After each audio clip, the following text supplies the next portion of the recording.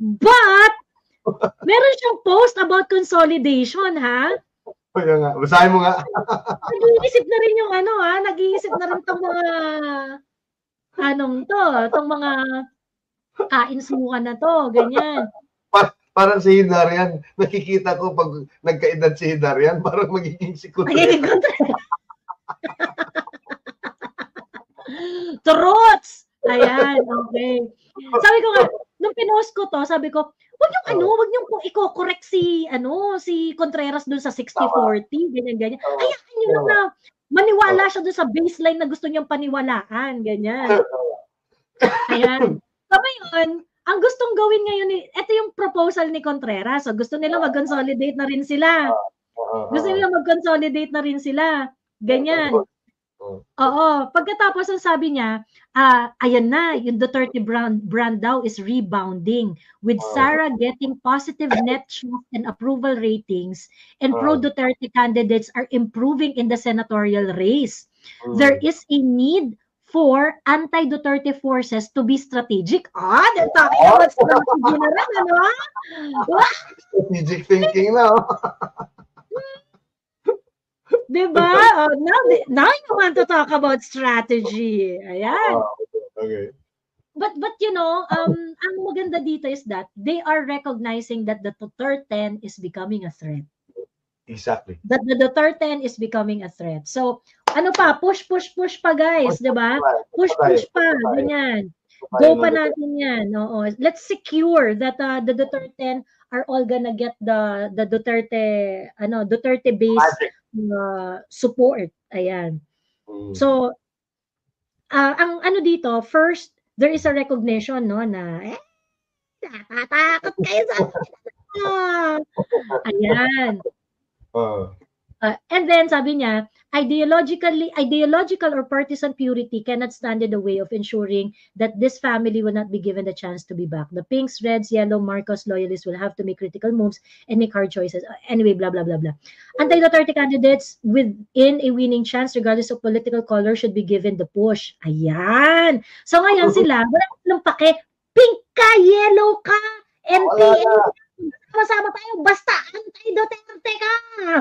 Chapsoy tayo, chapsoy. Bahala na, chapsoy na. Chapsoy. At least, sa side ng mga Duterte, ang pinag-aawayan lang natin dito is whether or not Amy Marcos is really true to her intentions. Diba? Kasi si Amy Marcos projected herself as someone na talagang Marcos na maka-Duterte. Maka-Duterte siya ever since. Ang kinakasama lang ng loob ng mga Duterte supporters dito, totoo ba yan o hindi? Loloko mo kami. Ganon lang yung problema sa atin, di ba? So, ibig sabihin, wala masyadong divorce on the principles. Wala masyadong divorce on the support, on the because there is a history that Amy was really a very, very, a very, very Duterte na kind of Marcos. Di ba? So trust issues lang talaga si Amy, trust issues. Trust issues lang talaga si Amy dahil nga Marcos siya. 'Di ba? Dahil nga Marcos siya. Pero sila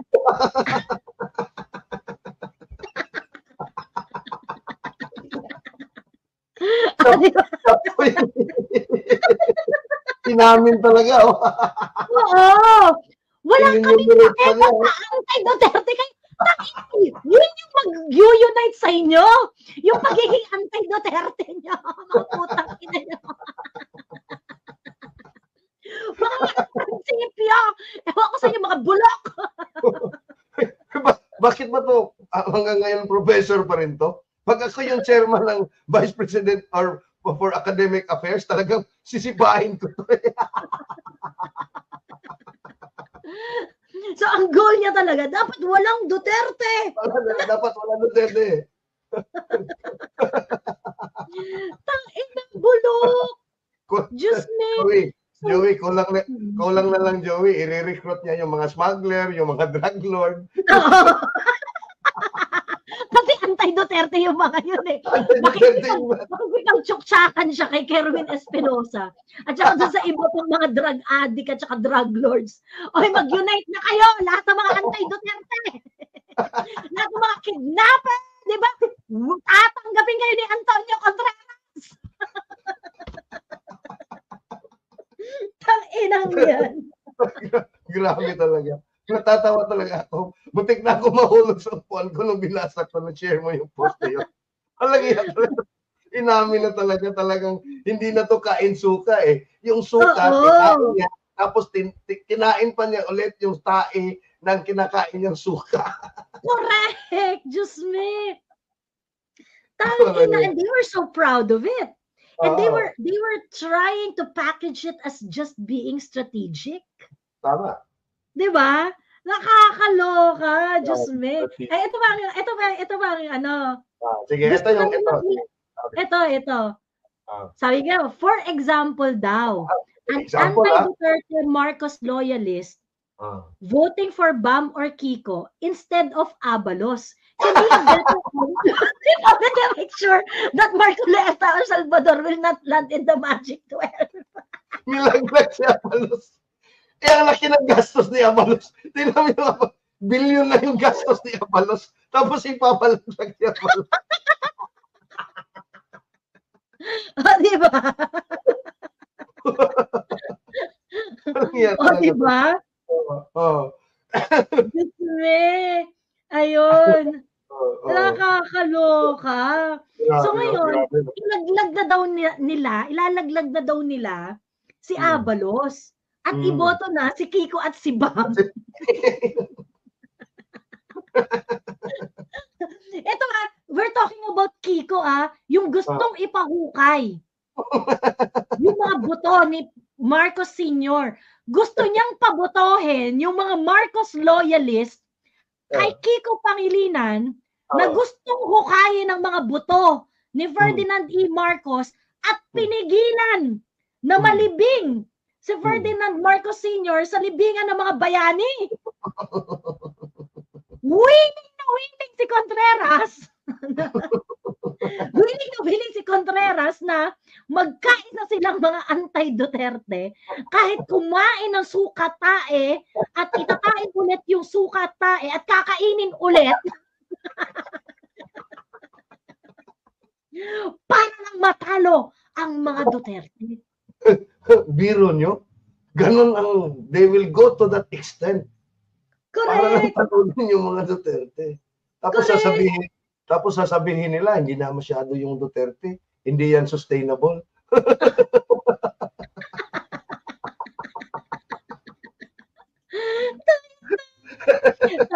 Ito raw, the reason is pure math. Ganyan.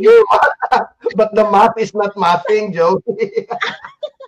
Ito yung nakakatawa, no? Kaya sa mga Duterte supporters kasi, gentle pa yung usapan eh. Gentle pa yung mga usapan. Ba't ayaw niyo supportahan si Inday? Choice yun ni Inday. Dapat, hindi namin masuportahan. Sinusuportahan namin si Inday. Kaso nga lang kasi masyadong masakit yung ginawa ni Bongbong Marcos sa amin. Kaya hindi na, alam mo yun yung, it was really like a family talking to each other na. Diba? Family issues, trust issues within the family. Trust issues talaga siya. Trust issues siya na issue. Kumbaga parang yung usapan and I'm so glad na ganun yung problema natin, na ganun yung problema natin. Na hindi kasi mukha namang okay kasi ganito naman, ganyan, ganyan. Pero yung sa kanila, tangina. Invite na nila yung hindi ka pamilya, Joey. In-invite na nila yung bahay, yung sa kabilang barangay, yung lahat ng kriminal, lahat ng tapos para sa isang bahay sila. Oo. Ito yung mga magkakapit-bahay na magkaaway ng 36 years. Na nagbabangayan, siraan ng siraan, batuhan ng putik. Pagkatapos all of a sudden, magde-decide silang maging strategic. Diba? Are you fucking kidding me? Diba? Desperado na talaga yung mga dilawan. Talagang desperado na yung... That's why I cannot trust these people. That's why I cannot trust these people with anything. Anything. I remember Kuyang talking about strategic alliances and yung alliances because you are aligned with your politics and things like that. Na parehas naman tayo ng pinaglalaban, so might as well we form an alliance. Yun yung ideal situation. You look at the same things, you have same goals, and of course if you are different groups, mas maganda mag-consolidate para mas malakas yung push. So that's the old school alliance. Okay? So that's the very basic alliance. Tactical alliance, we may not agree with each other. We do not have fundamental disagreement with our political philosophy. But I understand that if we're gonna be together, we can reach a certain goal that is beneficial to both of us. For me, ang tactical alliance, hindi po pwede na na merong fundamentally flawed when it comes to your fundamental political positions. Tama. Kasi yung tactical alliance na na sobrang cold-blooded. Hindi mo kasi mapagkakatiwalaan yan eh. Kasi kung makikipag-tactical alliance ka because you just want to win the election, ganyan-ganyan, pero wala naman talaga kayong same common goal in the future, ibig sabihin, yung kausap mo na yan is going to do a tactical alliance in the future if ikaw naman ang gusto nilang itumba.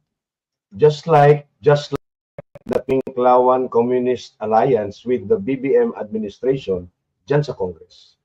That's a tactical alliance for convenience. Correct. They are using each other, no? Para nga pag naano na yung isa, kasi nga aminin natin, no, lahat sila talagang gusto nilang tanggalin sa balat ng lupa yung mga Duterte. So they are willing to do that, and I agree with you, no, na yung fundamentals ng yung political ideology ay dapat nandun para magkaroon kayo ng a strong tactical alliance, no. And we see that, no, sa Duterte side of the political divide. We don't see that doon sa Marcos. Chapsoy talaga sila. Even the bagong alyansa, Joey, ha? Chapsoy yan ng 5 political parties, eh. Yeah. Kasi tungkol itinan mo, mas kaya maganda. Kaya bilis matibag, di ba? Kaya bilis matibag ng alyansa. Oo, kaya madali lang sa kanila, no, na tibagin yun. And I agree, no, kasi, okay, between this election and 2028, if Amy wins a Senate seat, what could be the worst thing that Amy can do to the Dutertes? Yan ang important question. Yeah. Ano ba yung pinakamalalang magawa ni Amy Marcos to Sara Duterte and to PRRD between now and 2028? Presumably, kakandidato na presidente si Inday. Di ba wala? Ano ba? Can you name it? Can she actually, unalive Inday? That's the worst thing that we don't want, di ba? Can she impeach Inday? Or can Amy further the ICC cases against PRRD? Because those are the very, very fundamental problems that the Dutertes are facing. Which ayun, sabi ni Soldi Oreo, vote yes for impeachment. That's probably the worst that she can do. Oh, yes. Oh, but that's going to be a blatant betrayal. I don't think Amy is stupid to do something like that. Exactly. Exactly. Tama. So that's the worst thing. Vote for an impeachment. That is in the presumption that the impeachment will prosper into a full-blown trial. Because there are ways na hindi yan magpa-prosper hanggang sa sa pagtanggap lang yan, eh. It can be derailed, can be dismissed. Doon pa lang sa justice.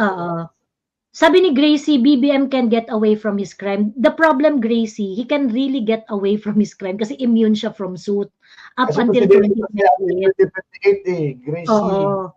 Up until 2028. So actually, for BBM to be accountable sa mga crimes niya, kailangan matapos yung term niya or at least wala na siya sa office. And for that, it's not in the hand of Amy Marcos. It's in the hand of whoever's going to be the president after BBM. Ganon. So, yun. So, yung BBM can get away from his crime. Ang problema kasi immune naman talaga kasi siya from suit eh. So, he can really actually get away from his crime as long as presidente siya. Kaya nga, that's we can deal with BBM after 2028. Absent any extra constitutional events, no, that may lead into unless So yun. Kasi ako nga di ba, ilang beses na natin pinag-usapan to, Joey, as early as, di ba, July or August of last year di ba? At nangyari na nga yung pinag-uusapan natin noon, di ba? Na-endorso na nga itong si Senator Amy ni VP Sara. At okay, titingnan na dapat magtanong yung mga tao.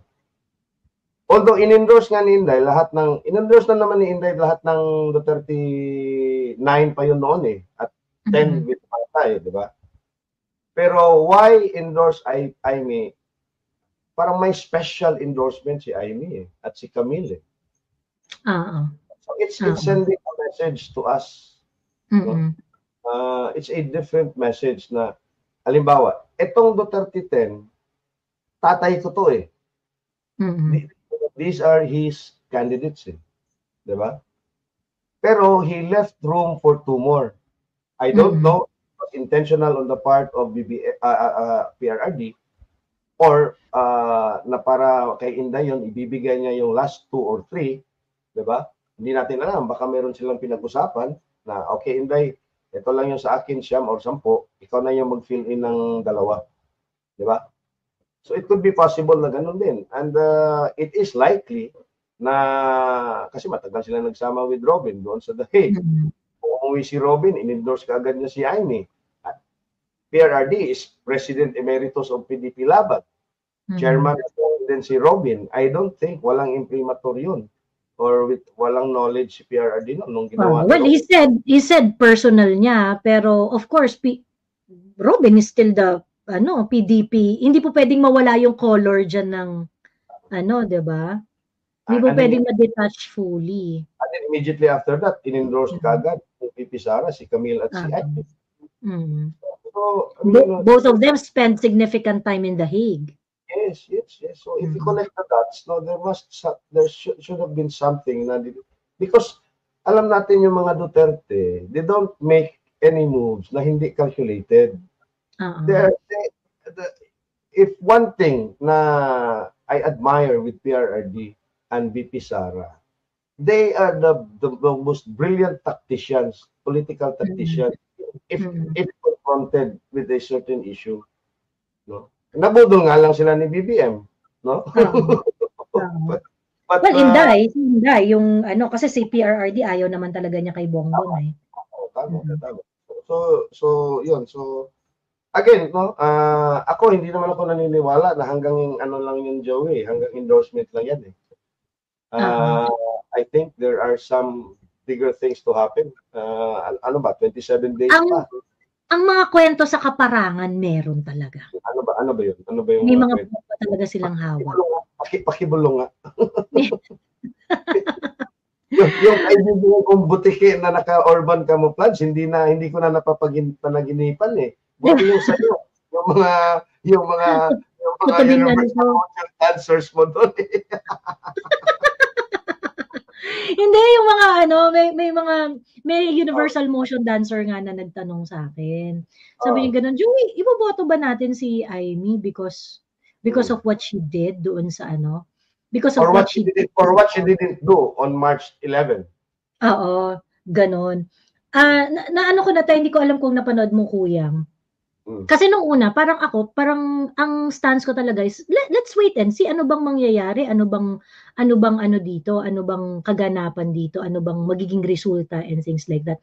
I think that prior to this realization, yung nagawa ni Amy doon sa hearing is actually very significant. Kasi nga, It can be used by the defense of PRRD in the ICC. It can be used by the local it can be used by the team of PRRD here in the Philippines, sa local courts natin, because everything that was said and extracted during those hearings are under oath. So magagamit at magagamit talaga siya. Very useful talaga siya. And I can't understand yung mga taong galit na galit kay Senator Amy. Dito kayo nagiging unreasonable yung ayaw niyong i-recognize yung part na yan, because that's just the truth. It's useful, okay? It's useful. Hindi yan up for debate. Yet, I felt na, okay, sige, thankful, maraming salamat, Senator Amy, sa mga pinagagawa mo sa hearing na yan, but please, wag muna natin pag-usapan yung election. Ganon generally yung feeling ko. Generally yung feeling ko at that time. Okay, yes, Senator Amy, okay yan, maganda yung mga ginawa ninyo. And I think there is really no other senator who can do something like that, aside from her. Doon sa ginawa niya sa hearing na yun. Talagang, I think that's the best hearing she ever presided. That's the best committee hearing she ever presided sa 19th Congress ni Amy. She and Alan Peter Cayetano really, they shone brightly doon sa mga hearing na yan. Ngayon, until I saw the content of Attorney Neil Abayon, kasi parang ang question kasi nung sa hearing dun sa ang question kasi is, enough ba yon? Mukha namang hindi niya tinuturo yung kapatid niya, parang hindi naman niya dinidikdik yung kapatid niya doon, ganyan, parang hindi na, ganun generally yung comment doon sa hearing nung foreign relations hearing.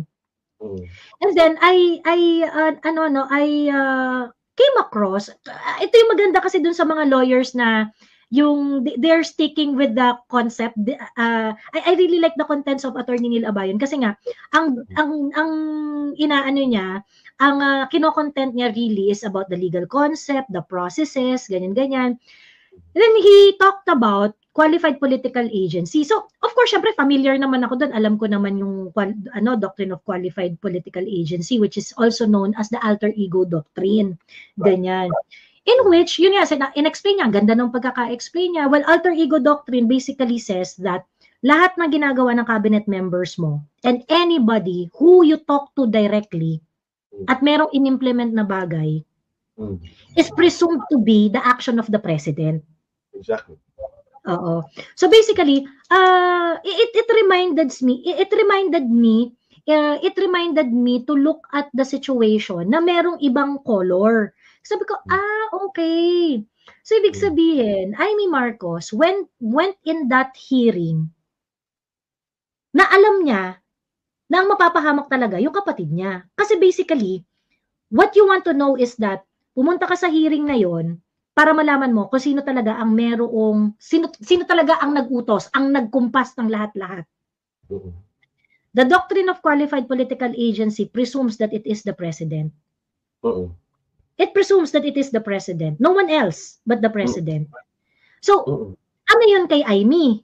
Ano ang dating nun kay Amy? Ibig sabihin, si Amy, kapag hindi niya napatunayan na merong ibang tao, kasi there are ways on how you can repudiate the doctrine of political agency. Ibig sabihin, hindi yan act ng presidente kung ni-repudiate ng presidente yung action.